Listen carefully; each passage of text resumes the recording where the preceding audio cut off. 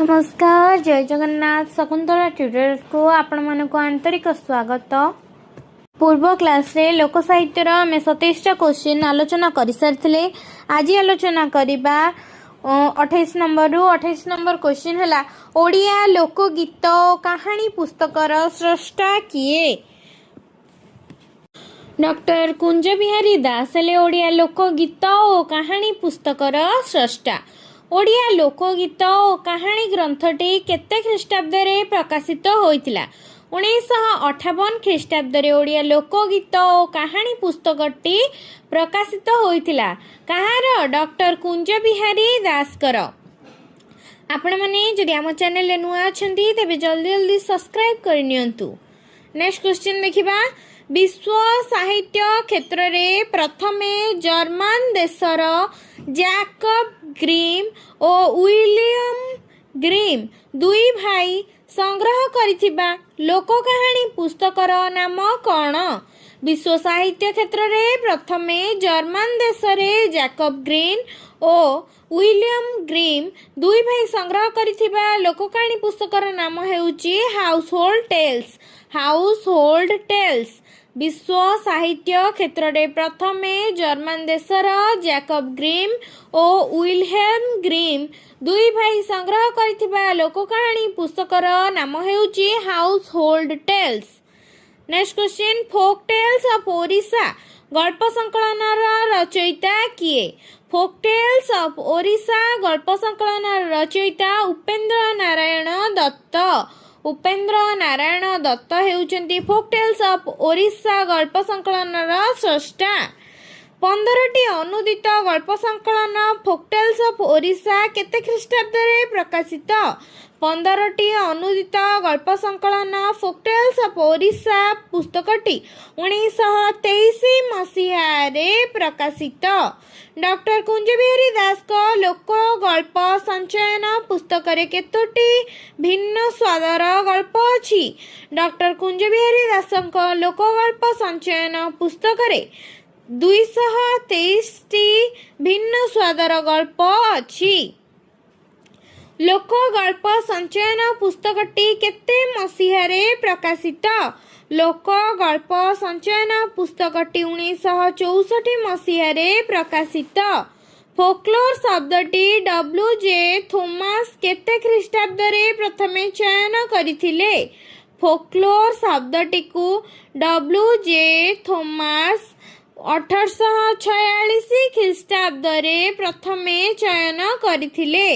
Folklore शब्दटी को डब्ल्यू.जे. Thomas 1846 ख्रीष्टाब्द रे प्रथमे चयन करिथिले। 1946 ख्रीष्टाब्द रे संगृहीत गीत गुडी को नेई प्रकाशित होइथिबा बहुंक सुख दुख गीतिका पुस्तकर रचयिता किए? 1946 ख्रीष्टाब्द रे संगृहीत गीतिका गुडी को नेई प्रकाशित होइथिबा बहुंक सुख दुख गीतिका पुस्तकर रचयिता हेउचंती Chakradhar Mahapatra. A study of Orissan folklore. A study of Orissan folklore पुस्तकर रचयिता किए? डॉक्टर कुंज बिहारी दास हेउचंती स्टडी ऑफ ओरिशान फोकलोर पुस्तकर रचयिता। A study of origin folklore पुस्तकटी केते ख्रीष्टाब्द रे प्रकाशित? 1853 ख्रीष्टाब्द रे स्टडी ऑफ ओरिजिन पुस्तकटी folklore a study of origin folklore पुस्तकटी 1853 मसीहा रे प्रकाशित। Next question. The types of the folklore. एक टाइप संपर्कित प्रामाणिक ग्रंथर रचयिता किए? Stith Thompson. Stith Thompson. The types of the folktale. The types of folktale रचयिता किए? Stith Thompson. Currency of a few motives in folk tales of Odisha पुस्तकर रचयिता किए? Doctor Kunj Bihari Das. Currency of a few motives in folk folktales of Odisha doctor Kunj Bihari Das ରଚନା କରିଛନ୍ତି। ଲୋକ ଗଳ୍ପର ମୌଳିକ ଉପାଦାନ କ'ଣ?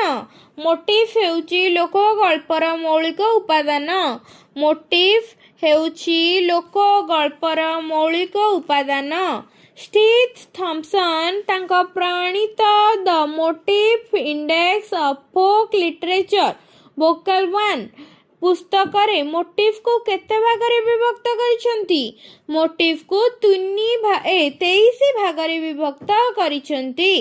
ଷ୍ଟିଥ୍ ଥମ୍ପସନ୍ ତାଙ୍କ ପ୍ରଣୀତ the motif index of folk literature ଭୋକାଲ 1 ପୁସ୍ତକରେ ମୋଟିଭ୍କୁ 23 ଭାଗରେ ବିଭକ୍ତ କରିଛନ୍ତି।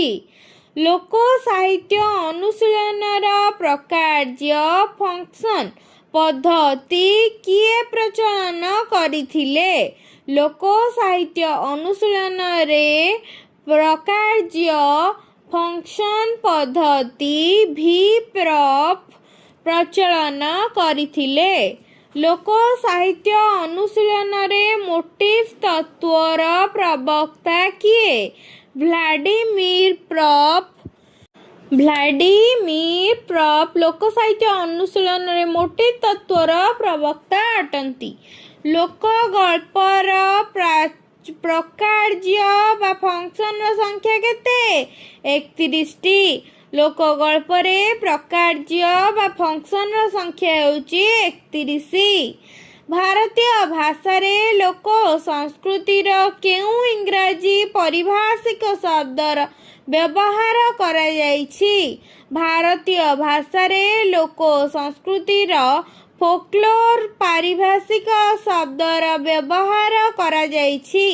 ଦ ଫୋକ୍ ଟେଲ୍ ଗ୍ରନ୍ଥର ରଚୟିତା କିଏ? ଦ ଫୋକ୍ ଟେଲ୍ ଗ୍ରନ୍ଥର ରଚୟିତା ହେଉଛନ୍ତି ଷ୍ଟିଥ୍ ଥମ୍ପସନ୍। ଫୋକ୍ଲୋର୍ କହିଲେ ଆମେ କାହାକୁ ଚିହ୍ନିତ କରିବା? ଫୋକ୍ଲୋର୍ କହିଲେ ଆମେ ପ୍ରସଙ୍ଗ ବିଭିନ୍ନ ଲୋକ ସାଂସ୍କୃତିକ ଉପାଦାନକୁ ଚିହ୍ନିତ କରିବା। ଲୋକ କାହାଣୀରେ ଭାବସାର ବା ମୋଟିଭ୍ର ଭୂମିକା କ'ଣ? ବିସ୍ମୟ ଓ କୌତୁକ କରିବା ହେଉଛି ଲୋକ କାହାଣୀର ଭାବସାର ବା ମୋଟିଭ୍।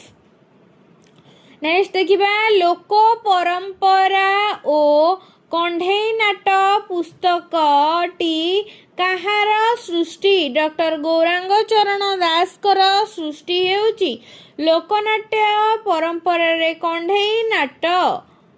ନେକ୍ସଟ କ୍ୱେଶ୍ଚିନ୍ ଦେଖିବା ବୌଦ୍ଧ ଯୁଗରେ ଲୋକ ଗଳ୍ପ ଗୁଡ଼ିକ କେଉଁ ନାମରେ ସଂକଳିତ? ବୌଦ୍ଧ ଯୁଗରେ ଲୋକ ଗଳ୍ପ ଗୁଡ଼ିକ ଜାତକ ନାମରେ ସଂକଳିତ। ଲୋକ କାହାଣୀ ଅନ୍ୟ କେଉଁ ନାମରେ ପରିଚିତ? ବିଶ୍ୱ ପର୍ଯ୍ୟଟକ ନାମରେ ଲୋକ କାହାଣୀ ପରିଚିତ। ଲୋକ କାହାଣୀ ବିଶ୍ୱ ପର୍ଯ୍ୟଟକ ନାମରେ ପରିଚିତ। ନେକ୍ସଟ କ୍ୱେଶ୍ଚିନ୍ ଛଉ ନୃତ୍ୟ ଓଡ଼ିଶାର କେଉଁ ଅଞ୍ଚଳରେ ପ୍ରଥମେ ଦେଖିବାକୁ ମିଳିଥିଲା? ମୟୂରଭଞ୍ଜ ଅଞ୍ଚଳରେ ଛଉ ନୃତ୍ୟ ପ୍ରଥମେ ଦେଖିବାକୁ ମିଳିଥିଲା। ମାହାରୀ ନୃତ୍ୟ ପରବର୍ତ୍ତୀ କାଳରେ କେଉଁ ନାମରେ ପରିଚିତ ହୋଇଛି? ମାହାରୀ ନୃତ୍ୟ ପରବର୍ତ୍ତୀ କାଳରେ ଗୋଟିପୁଅ ନୃତ୍ୟରେ ପରିଚିତ ହୋଇଛି। ଗ୍ରାମ ଦେବୀ ଭାବରେ କେଉଁ ଦେବୀ ସର୍ବତ୍ର ପୂଜିତା? ଗ୍ରାମ ଦେବୀ ଭାବରେ ମା ମଙ୍ଗଳା ସର୍ବତ୍ର ପୂଜିତା। କୃଷକ ଗୀତ, ଶଗଡ଼ିଆ ଗୀତ, ନାଉରିଆ ଗୀତ, ସୁଆରୀ ଡାକ ଗୀତ, ଚକୁଳିଆ ପଣ୍ଡା ଗୀତ ଆଦି କେଉଁ ଶ୍ରେଣୀୟ ଲୋକଗୀତ ଭାବରେ ପରିପ୍ରକାଶିତ ବା ପରିଗଣିତ? କର୍ମମୂଳକ ଲୋକଗୀତ ଭାବରେ ଗୁଡ଼ିକ ପରିଗଣିତ। ପ୍ରବଚନ, ଡାକବଚନ, ଖନାବଚନ ଆଦି କେଉଁ ଶ୍ରେଣୀର ଲୋକଗୀତର ଅନ୍ତର୍ଭୁକ୍ତ? ନୀତି ନିୟମ ସମ୍ପର୍କିତ ଲୋକଗୀତର ଅନ୍ତର୍ଭୁକ୍ତ। ନେକ୍ସଟ କ୍ୱେଶ୍ଚିନ୍ ଦେଖିବା ପର୍ବପର୍ବାଣୀ ଓ ଓଷା ଗୀତ, ଓଷା ମନସା ଆଦି କେଉଁ ଲୋକଗୀତର ଅନ୍ତର୍ଭୁକ୍ତ? ଧର୍ମମୂଳକ ଲୋକଗୀତର ଅନ୍ତର୍ଭୁକ୍ତ। ନାଁ ଦିଆ, ପ୍ରହେଳିକା, ବୁଦ୍ଧି ପରୀକ୍ଷା ବା ପ୍ରଶ୍ନ ଉତ୍ତର ଆଦି କେଉଁ ଶ୍ରେଣୀର ଅନ୍ତର୍ଭୁକ୍ତ? ବୁଦ୍ଧିମୂଳକ ଅନ୍ତର୍ଭୁକ୍ତ। ଦୋଳି ଗୀତ, କାନ୍ଦଣା ଗୀତ, ପୁଚିଖେଳ ଗୀତ, ଶିଶୁ ଗୀତ ଆଦି କେଉଁ ଶ୍ରେଣୀୟ ଲୋକଗୀତ? ନାରୀ ଜୀବନମୂଳକ ଲୋକଗୀତ। ଲୋକ ଜୀବନର ବିଭିନ୍ନ ଆଚାର ବିଚାର, ନୀତି ନିୟମ, ବିଧି ଓ ବ୍ୟବସ୍ଥା ଆଦି କେଉଁ ଶ୍ରେଣୀୟ? ଢଗଢମାଳି ଶ୍ରେଣୀୟ। ଦେବତା, ଭୂତ, ପ୍ରେତ, ବେତାଳ, ଯକ୍ଷ, ଅପ୍ସରା ଆଦି କେଉଁ ଶ୍ରେଣୀୟ ଲୋକଗଳ୍ପ? ଦୈବିକ ବିଷୟବସ୍ତୁ ସମ୍ବଳିତ ଲୋକଗଳ୍ପ। ଅସୁର, ଐନ୍ଦ୍ରଜାଲିକ, ତାନ୍ତ୍ରିକ ପ୍ରଭୃତି କେଉଁ ଶ୍ରେଣୀୟ ଲୋକଗଳ୍ପରେ ଅନ୍ତର୍ଭୁକ୍ତ? ଭୌତିକ ବିଦ୍ୟା ସମନ୍ୱିତ। ନୀଳ କୁମ୍ଭାରୁଣୀ, ନିତେଇ ଧୋବଣୀ, କୌଶଲ୍ୟା ଗଙ୍ଗ, କାଞ୍ଚି କାବେରୀ ଆଦି କେଉଁ ଶ୍ରେଣୀୟ ଲୋକଗଳ୍ପ ଅନ୍ତର୍ଭୁକ୍ତ? କିମ୍ବଦନ୍ତୀ କଥାମୂଳକ ଲୋକଗଳ୍ପ। In a play the persons act the story ଏକଥା କିଏ କହିଛନ୍ତି? ଆରିଷ୍ଟଟଲ କହିଛନ୍ତି। In a play the personages act the story ଏକଥା କିଏ କହିଛନ୍ତି? ଆରିଷ୍ଟଟଲ କହିଛନ୍ତି। ଡକ୍ଟର କୁଞ୍ଜବିହାରୀ ଦାସଙ୍କ ରଚିତ ଗବେଷଣାମୂଳକ ପୁସ୍ତକ ଓଡ଼ିଶା ଲୋକକାହାଣୀ କେବେ ପ୍ରକାଶିତ? ଡକ୍ଟର କୁଞ୍ଜବିହାରୀ ଦାସଙ୍କ ରଚିତ ଗବେଷଣାମୂଳକ ପୁସ୍ତକ ଓଡ଼ିଶା ଲୋକକାହାଣୀ 1962 ମସିହାରେ ପ୍ରକାଶିତ। ଅବକ୍ରମଣ ତତ୍ତ୍ୱ ଡିଭାଲ୍ୟୁସନ୍ ଥିଓରି ଭିତ୍ତିକ ଲୋକନାଟକ ଆଲୋଚନା କେନ୍ଦ୍ରରେ କ'ଣ ଥାଏ?